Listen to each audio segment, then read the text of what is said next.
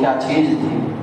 حضرت جلال الابادی مولانا مسیح اللہ خان صاحب، میں نے کتاب میں پڑھا کہ ایک مرتبہ رو رہے ہیں، بہت رو رہے ہیں، میں اپنی طرف سے بتا رہا ہوں یہ بات، بہت رو رہے ہیں۔